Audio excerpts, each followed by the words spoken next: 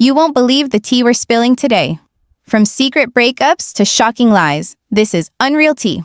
Hit subscribe before the drama starts. Welcome, everyone. When Cody Brown laughed, not cried, at Cody's twisted demand for spiritual obedience, 1,000 years of silence were shattered.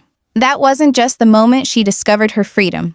That was the moment she blew up the entire premise of the Sister Wives empire. And Cody? He never even saw it coming. Christine's rage didn't roar all at once. It built with every dismissive glance, every broken promise, every moment Cody Brown prioritized someone else over her. Until finally, her anger reached a boiling point. "I'm done," she said, not with a whimper, but with clarity. And that moment, though quiet, would echo through an entire movement of women watching. Cody, ever self-serving, always seemed to have an agenda. One that took Robyn's comfort and well-being into full consideration. But when it came to Meri or Janelle, he was happy to discard them like the pages of a book he had already read. And Christine? She was to get to hold on to a dying faith. A faith that she spiritually belonged to him, even when it all fell apart. Insiders, fan analysts, and body language deconstructions all culminate in one stunning moment. Cody allegedly advised Christine to remain spiritually pure, even after their breakup. Not out of concern for her, not out of making up, but because, in his mind, she was still his property as far as their church was concerned. But Christine did not weep. She did not berate him. She laughed. A raw, unrehearsed, and rebellious laugh that stunned others into silence. Some called it the most triumphant part of the entire post-divorce drama. Because what do you do when a man who emotionally, financially, spiritually abandoned you then tries to control who you are after the split? Cody's manipulative justification allegedly came from their conservative upbringing. Specifically, the Apostolic United Brethren's doctrine on spiritual sealing. Under this theology, once sealed, a woman is bound for life, nay, for all eternity to her husband. Depart in this world? Fine.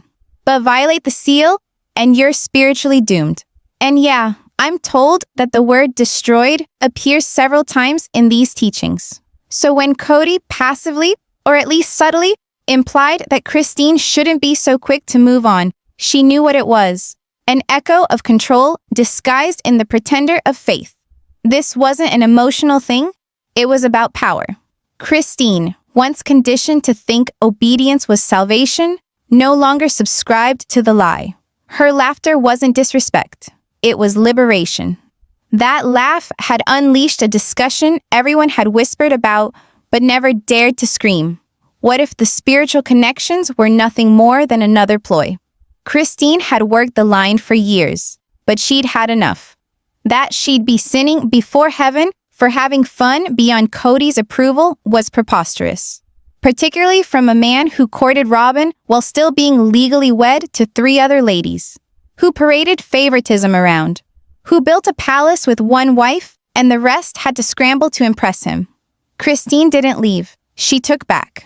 Her exit wasn't sneaky. It was a fierce, beautiful unwinding. Fans watched her emerge, not as a victim, but a phoenix. Glow-up selfies, laughing, a cooking show, a new man, David Woolley, who looked at her with the reverence she'd been so long denied. This was not the woman we'd watched for years. Quiet, compliant, hopeful. This was someone reborn. And Cody, he noticed. Each time Christine's joy showed up online, Cody grew colder. His barbs about commitment, loyalty, and betrayal didn't read as concern. They reeked of desperation. A man clinging to a story that no longer served him. A man watching the house he built crumble under its own hypocrisy. He never once said the word celibate, not on TV, but his message was clear. Christine was crossing the line, out of his bounds, and audiences weren't having it. Every implication, every heavy-side passive aggression, every shot at her speeding into a new relationship, when in reality, it was he who had dogged Robyn for over a year while being wed to 3 women. Christine was not dissuaded, because this wasn't about doctrine anymore. This was about freedom. And freedom, it turns out, is contagious. Janelle, the practical one, spoke up too. At first, quietly, then loudly, whispering suggestions of dating, talk of self-worth, hints of something more. It was like Christine's rebellion had lit a match in her as well. And soon, the world Cody held was slipping from his grasp, because the women were no longer playing his game. And that frightened the living daylights out of him. The sealing doctrine, that when a woman is sealed to a man, she's his in this life and the next, was the battlefield. And Christine didn't just leave it behind. She dismantled it in public, laughing. Her laughter was more powerful than 1,000 sermons. Meanwhile, Robyn returned to the spotlight, but as a divider, not a unifier. She played the tear act, framing Christine and Janelle's exits as family devastation, never once referencing Cody's favoritism, or her lifestyle of entitlement, or the emotional abandonment the other wives had endured. Her tears? Facilitated. Her grieving? Manufactured, so artfully implying Christine's freedom had come at the family's expense, that if the women were just obedient, everything would be okay, but the fans weren't believing anymore. And Cody? His foundation wasn't just crumbling, it was detonating. Because the deeper truth was obvious, this wasn't spiritual. This was about control. Christine blew this fantasy away with a laugh, and by doing so, spoke out for every woman who'd ever felt cornered by spiritual obligation. Janelle lagged behind, and the questions became cacophonous. Were they still sealed to Cody? Could they unseal themselves? And what if the church didn't want to? These weren't theological debates anymore. They were personal rebellions. And Christine was leading the charge. Cody had underestimated her.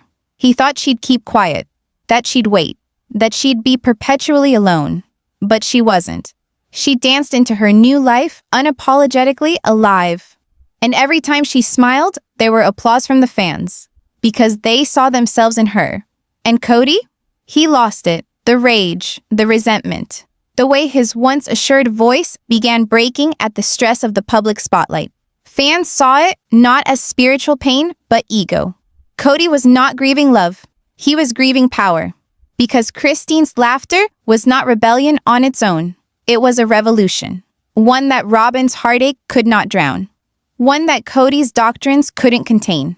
Christine didn't just leave a man, she left a system. She left a set of rules designed to shrink her. And when she laughed, truly laughed, she told the world, "I'm not yours, I'm mine." That laugh became a rallying cry. Not just for the Sister Wives fan community, but for every woman who had been told to seek approval from someone else in order to be blessed. And at that time, Christine didn't just heal. She led. So marvel. Was it the echo of her happiness that shattered Cody? Or was it the fact behind it, that freedom is louder than terror, and the holiest thing sometimes to do is to exit walking? Now the question remains, did you ever believe Cody himself believed Christine would be forever trapped in his shadow? And is Robyn still keeping the other wives bound by chains of beliefs that she herself barely keeps? Christine's laugh didn't only ring through her own story, it reverberated through Janelle's, releasing the last threads binding her to Cody's shattered kingdom. For years, Janelle had been the glue, down to earth, collected, and intensely committed to family always. But even she couldn't ignore what was unraveling before her very eyes. She'd witnessed Cody draw boundaries, seen him shift from shared patriarch to husband only of Robyn. She'd tolerated the silence, the favoritism, the growing distance. But after Christine's rebellion, that unapologetic, radiant, and public refusal to stay silent, something inside Janelle cracked. "I'm not going to be in a marriage where I'm constantly told I'm wrong for having feelings," she reportedly told a close friend off camera. That one sentence started a wave. Janelle, who had always made it work, suddenly started asking why she was the only one doing so. Why she was always the one to cave, why Robyn never was. The fans began to pay attention to small things. Janelle no longer did simultaneous interviews with Cody. Her conciliatory voice became stern. Her eyes, exhausted for seasons, began to sparkle when she spoke of being independent. She made veiled hints that she was going to go out again. And the internet lost it. Was Janelle next? The answer, although not said, was evident. Yes. And when she began to pull away, it wasn't boisterous like Christine's laugh. It was slow, methodical, and just as crushing to Cody's control.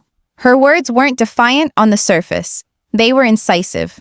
Her recognition that she no longer believed in the spiritual bargain. That she didn't feel bound to him any longer. That she perceived her own value outside Cody's drawn lines. In one now famous interview clip, Janelle had this to say, "I don't know if I ever really knew what love was with him. I think I was more dedicated to the family than to the man." Bombshell. Not just for Cody, but for all of us, still clinging to the fantasy that the Brown family was ever based on equality. Because if even Janelle, the most down-to-earth, God-fearing of the wives, was able to bail, then the show really was imploding. But it wasn't just emotional knowledge that she acquired. Janelle started to reclaim space, physical and spiritual. She started to show up in segments by herself, talking about her dreams. She surfaced in Christine's Facebook postings, smiling in white kitchen lights and parties at Christmas. Not abandoned ex-wife, but sister arising with a sister. Christine and Janelle started something that felt bigger than TV with it. A humble feminist uprising buried beneath casseroles and coffee talk. They were recreating the show's legacy in front of Cody's nose. And that frightened him more than he ever admitted. For while Christine had laughed in the face of manipulation, Janelle was taking it apart inside. No dramatic declarations, just steadfast boundaries. No yelling fits, just courteous refusal, no excuses. It got harder and harder for Cody to maintain his tail. His vision for the spirituality of loyalty began to look more like emotional captivity. And as he doubled down on doctrine, the women drifted toward joy. But not everyone could bear this turn. Robyn, ever the mystery clothed in tears, began asserting herself in the emotional script once more. Her interviews cut sharper, her grief more melodramatic. She talked of the family breaking down with tearful eyes, of the children who were confused, of her desire to see everyone get together again. But never once did she think of her own complicity in the breakup. The uneven attention, the excess. The silence when the other wives begged for equality. And fans weren't blind. Robyn's grief began to toll as a guilt trip. A deliberate campaign to paint the other women as quitters, as spiritually renegade, as threats to the harmony she claimed to value, even as she benefited most from the division. At one particularly tense moment, she announced, "I just wish they could have tried harder." For the sake of all of us, it sounded like a slap. Because Christine and Janelle had tried. For decades. They held the family together while Robyn became queen. They gave up while she gained. They stayed loyal while Cody was more entrenched in her control. So when Robyn tearfully cried on television, audiences saw manipulation. They witnessed the selective script, loss without accountability. And when she quietly referred to Christine's departure as compromising the spiritual welfare of the children, the backlash was immediate. Comment threads with responses like, "Where was this energy when Christine was crying all alone on the porch?" Robyn wants sister wives, but only if they play her game. Sadness is not leadership, and tears don't erase hypocrisy. What really existed was harsh. Robyn had become the spokesperson for a type of polygamy that benefited only her. She preached unity as she stood comfortably above the wreckage. And her cries for loyalty were starting to acquire desperation. Because the building Cody had spent decades shoring up, with doctrine, guilt, and silence, was in collapse. The wives weren't walking away from marriages. They were walking away from the blueprint altogether. And that was never meant to happen. Christine's smile didn't just alter the dynamic in her own family. It blew wide something in society. People witnessed her take her power, and something broke. This wasn't a fight about polygamy or religious extremism anymore. It was about freedom, about what happens when a woman over the age of 50 doesn't disappear, doesn't beg, doesn't apologize for happiness. The ripple effect was almost instantaneous. It was overwhelmed with thousands of comments online. Facebook groups burned with women sharing such messages as, "Christine inspired me to leave my emotionally unavailable husband," or Watching her start over renewed my hope that I could too. TikToks went viral, analyzing Christine's glow-up, her sneaky sass, her full-scale makeover. She had unwittingly started a revolution of visibility. For the first time, midlife women weren't extras in someone else's story. They were stars of their own epic comebacks. Christine's laughter was legendary, not disrespectful, but liberating. And Janelle? She was right behind her. Though quieter, her awakening matched its depth. She spoke in interviews of choosing herself, not needing to ask permission to be happy, no longer identifying with messages that forced her to stay little. Their collective exodus did not merely shake Cody. It shook the very fabric that once held them in. Suddenly, women who had been told that they were too old, too heavy-lugged, too programmed to reform, were asking new questions. What if obedience is not wrapped up in my spiritual value? What if starting over at 50 is more sacred than staying stuck? What if loving myself is the most sacred thing of all? And these weren't rhetorical. They were real, flesh and blood, viral. Christine and Janelle had become symbols for women reclaiming their bodies, their voices, their futures. Theirs were not tragic tales, they were triumphs. But with every triumph was Cody's increasing discomfort. He appeared in an interview more and more on the defensive, more interested in rewriting history than facing it. He spoke of betrayal, of family values, of spiritual pacts he clearly no longer respected himself for. He tried to redefine himself as the victim, the misunderstood patriarch, the abandoned father. But people remembered. They remembered his long periods of absence, his irresponsibility, how he bounced from favorite to favorite without ever devoting the same level of commitment to any of his wives. They sounded off the performance shock, because it was not Christine or Janelle who exited first. It was him. He emotionally checked out a long time before they physically checked out. And when they did, at last, walk. He spun it as rebellion. But they did not rebel. They reclaimed. More sharply stinging was the spiritual debate Christine and Janelle unwittingly created. What happens to a sealing when a woman walks away? In Apostolic United Brethren, AUB doctrine, to be sealed is not a ritual. It's a divine covenant. It's practically impossible to break it without the agreement of a priesthood leader. And for many generations, women learned this covenant committed them to their husbands in this life, but also in the eternities, which meant departure was never an emotional option. It was an existence issue. But Christine and Janelle slipped quietly into something revolutionary. I no longer recognize the spiritual authority that binds me to a man who doesn't show up for me. And that was a thunderous declaration. Viewers began to ask themselves, did Christine or Janelle ever officially get unsealed? Was such a scenario even conceivable? And if so, what was that talked about how women are held captive by religious systems far after a marriage has ended? Some believed Christine's departure was flippant but absolute. That spiritually, she didn't need anyone's permission.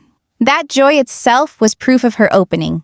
That the moment she laughed in Cody's face and departed, the contract was null and void in her mind. That simple idea, that a woman could just say she was free, rattled the very foundation of the sister wives world.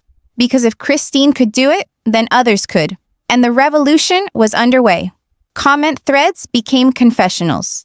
Long links were established where women described their own religious rituals, their terror of leaving marriage, their bewilderment over religious covenants that now meant nothing to them. Christine and Janelle had started something greater than themselves, something Cody and Robyn couldn't contain, despite all their wailing betrayal. And Robyn, her crying became more frequent, her voice more threatening. She complained of her children's confusion, of her pain watching the family unravel. She cried for holidays lost, for the wives who left, for the absence of the family she thought she married into. But her sorrow, to most fans, appeared selective. For where was it on holidays Christine spent alone? When Janelle was locked out of family funds? When Meri, too, occupied the emotional benches alone for years? Robyn's emerged only when she began to feel the price of a fractured household. And while pain is never an error, The way she worded it, so literally a result of betrayal, felt like a deliberate rewording. Cody copied her attitude, ceased calling Christine names, began calling her that wife who deserted, disregarded Janelle's autonomy, and in one now legendary instance said, they went their own ways. They left the eternal family. But what he was saying was, they walked away from me. And that did make a difference. Because what Christine and Janelle really walked away from wasn't family. It was a system that valued Cody's needs, minimized theirs, and used religion as the leash. And now, they were off-leash, running towards something better, something holy, something self-determined. As Christine battled out a new existence, and Janelle fanned her own quiet insurrection, one player remained in the wings. A shadowy figure, more specter than substance. Meri.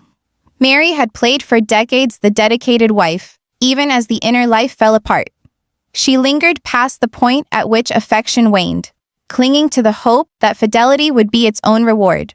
But loyalty in the Brown family went only one way, and viewers saw her come apart. Week after week, Meri was excluded from family activities, excluded from vacation invitations, emotionally left behind. Cody said he had no more romantic love for her. And yet she remained, for principle, for promise, for eternal family.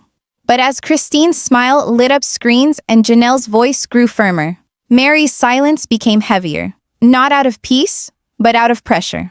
Was she next? Or would she cling to a theology that no longer held her? And then it happened.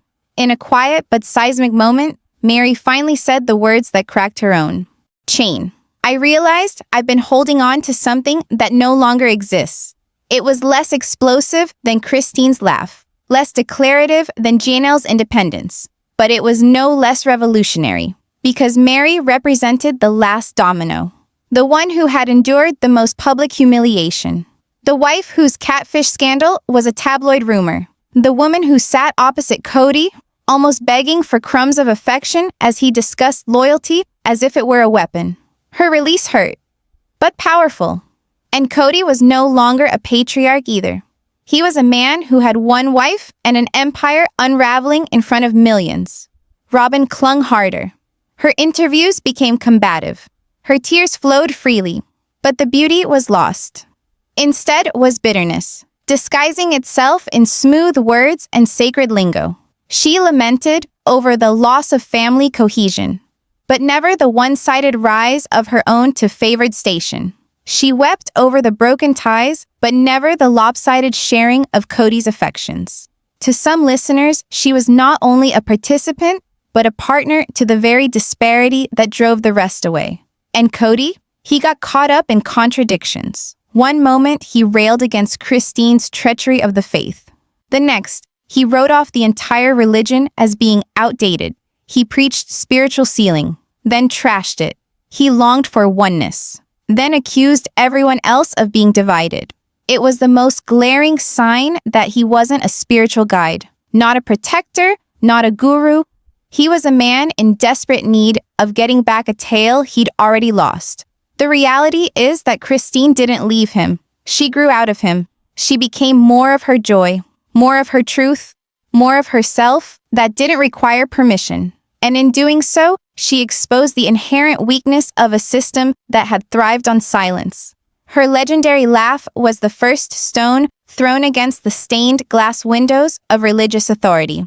And the cracks opened wide in a hurry. First Janelle, then Meri, then viewers who felt themselves reflected in each wince, each sigh, each moment of unspoken restraint these women endured over 17 seasons. But here's the most powerful twist of all. This wasn't a takedown. It was a resurrection.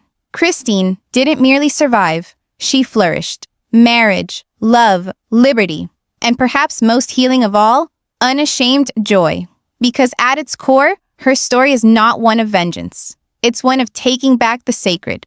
The kind of sacred that isn't about priesthoods or prophets. The holy that is found in peace, in laughter, in cooking for your new, merged family without the fear of being watched or judged.